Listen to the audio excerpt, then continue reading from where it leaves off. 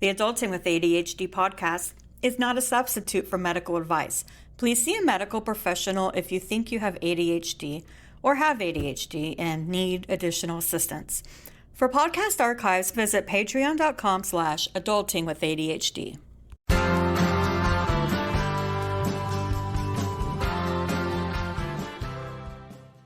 This is the Adulting with ADHD podcast, a self-empowerment for people with ADHD. Today, I'm excited to have with me Beaonca Ward. Bianca is a certified relationship coach and marriage and family therapy graduate who helps high-functioning neurodivergent women. Welcome to the show, Bianca. Thank you so much. I'm so excited and happy to be here. I'm really glad we're talking about this topic. Share a little about your background as a certified relationship coach and tell us what inspired you to focus on this area. Yes, of course. So I've always had a passion for helping people. I always knew, even when I was younger, that no matter what career I was going to get into in the future, I knew that I wanted to learn information and be able to help people with struggles that I was personally having. At first, I wasn't really sure what that was going to look like. And it wasn't until I was at undergrad at Penn State that I actually learned a lot about coaching. And then I ended up joining a coach training program specifically to help women with their mental health. At the time, I still didn't have clarity on who exactly my audience was. But during those college years, I actually struggled a lot with just social things in general, dating, friendships, all those kinds of things. I also am a neurodivergent person myself. Although I don't have ADHD, I am actually formally diagnosed as autistic. So I ended up in undergrad, I worked as a teaching assistant, and I ended up connecting with a bunch of students who would always come to me with questions that they had with dating. And then I really started to build my business in undergrad, and it literally took off. And then from there, I decided that I wanted to learn even more, even though I really enjoyed the work that I was doing with helping women with dating and romantic relationships and helping them with their mental health. I wanted to work with them on an even deeper level. And then that's why I decided to go back to grad school and then get my master's degree in marriage and family therapy. That was really lucky for those students that they had you to talk to. That's pretty awesome. Thank you. It was really exciting to do that. I actually had the opportunity to have my own course while I was in school. That's how big of a deal it was. Yeah, it was crazy. I'm very grateful that I had that opportunity to connect with so many women. But the thing that makes me feel the most accomplished is the fact that I feel privileged that people trusted me with such vulnerable information. It's not easy to come and talk to someone that you don't already have a connection with and tell them this is something that I'm struggling with. Can you help me? You've talked about the sexual wellness challenges that neurodivergent women can face. And also, you've talked about increased risks in intimate relationships. Can you give us some examples of these struggles that you've seen? Yes, the most common that I've seen all relate to sexual trauma. Although this, when I started, wasn't something that I actively was marketing in my messaging with women, I noticed a lot of women who were connecting with me had experiences of child sexual abuse. They also struggled, even in their intimate relationships, being in power dynamics with their partners where they would take advantage of them sexually, or they would coerce and or pressure them to have sex as well. So those are mainly most of the challenges that I still even currently see today, 6 years later now. And why are women with ADHD, neurodivergent women in general, why are they vulnerable to these experiences? Having ADHD in general is considered to be a risk factor for intimate partner violence just in general. That risk factor significantly increases for women in particular who are not being actively treated for ADHD as well. Some other overlapping risk factors as well that are incredibly relevant is also having a childhood history of trauma, specifically if you were raised in a family who mistreated you in some way, if there was any kind of emotional, physical abuse, neglect, or sexual abuse.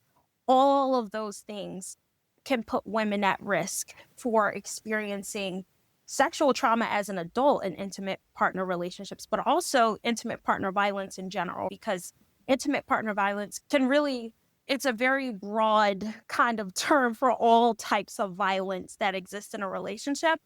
And I think, too, a lack of education. And I don't think that is specific to women specifically who have ADHD. But what I'm seeing personally is that they tend to be embedded in dynamics that are a little bit more toxic or more destructive in general, because they haven't had that formal education to know, first of all, that they're even at risk for this, right? Like, Yeah. it's really difficult to sit down and have a conversation with someone and let them know. You already know that there are bad people in the world, but there are people who actively seek out people who have traits and qualities that you have because you have ADHD.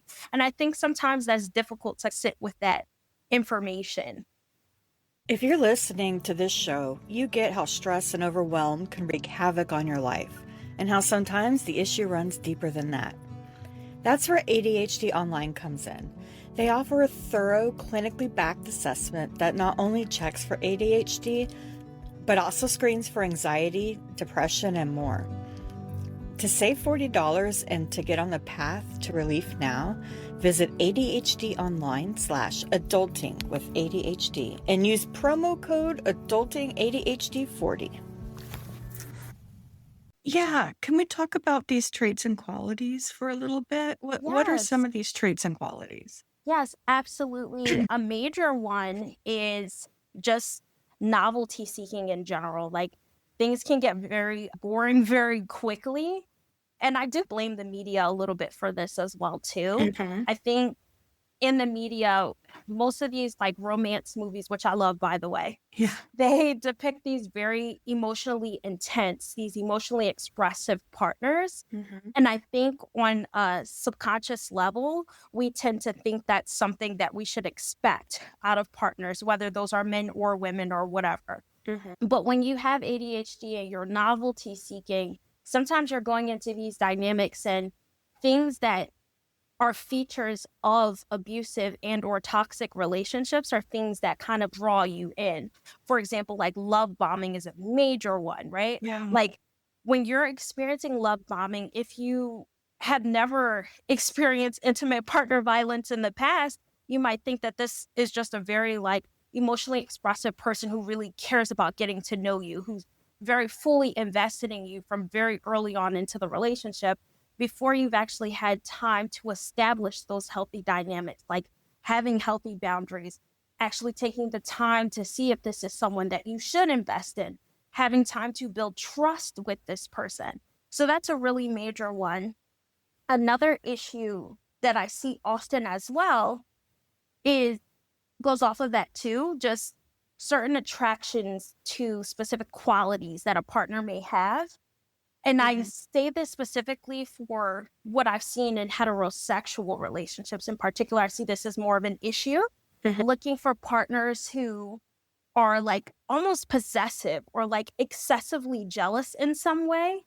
They're not actively thinking to themselves, let me find a possessive or excessively jealous partner, but they might exhibit those qualities in some way. Like, I know sometimes with the women that I've worked with, when they first meet a partner, they're really looking for someone who seems like very charming, someone who's very social, but they put so much weight behind those qualities that sometimes they miss the excessive jealousy and the possessiveness that is also present at the same time.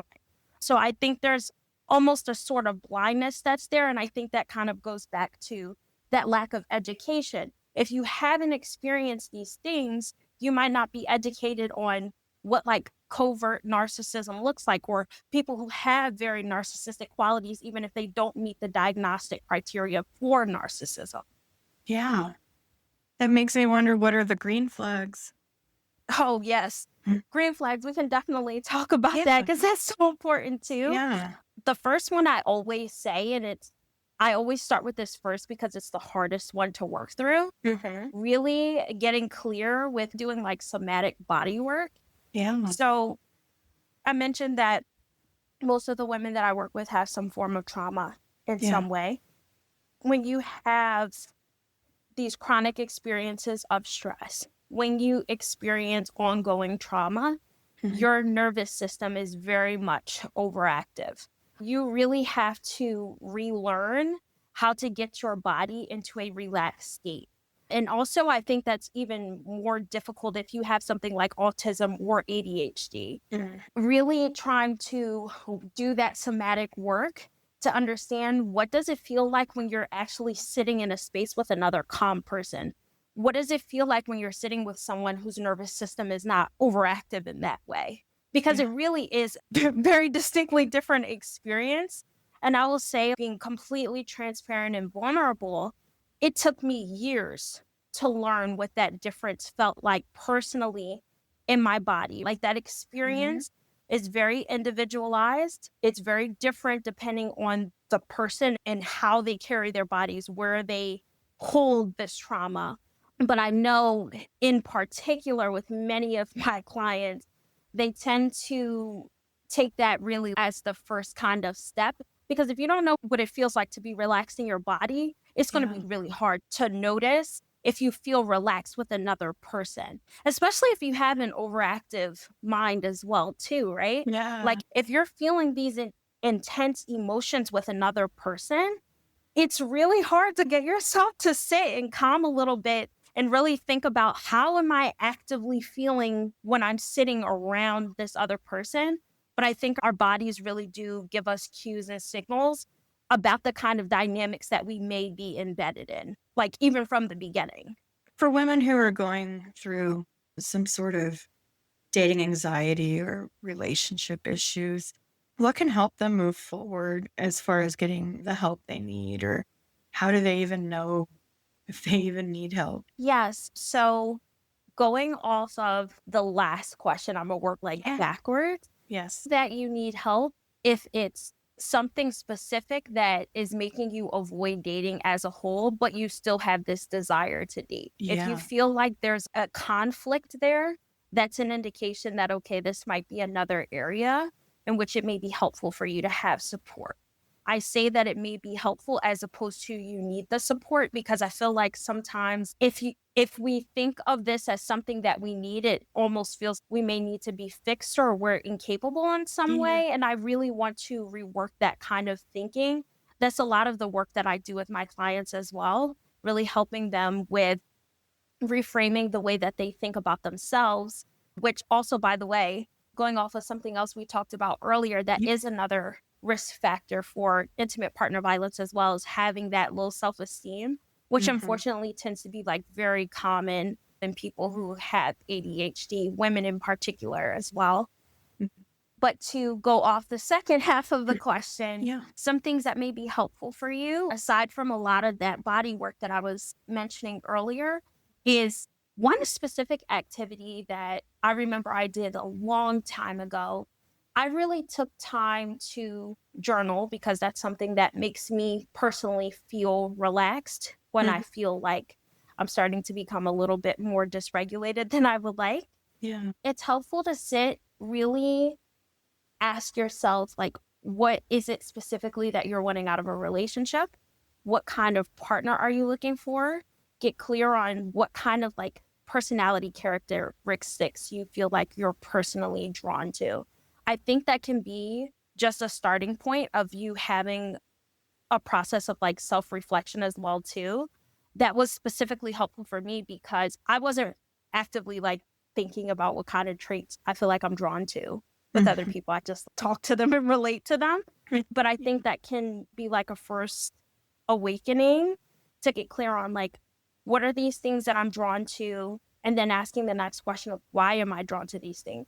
Where does this actually come from? Most of the time, we do know from like different work with attachment, but also with attraction in the marriage and family therapy field.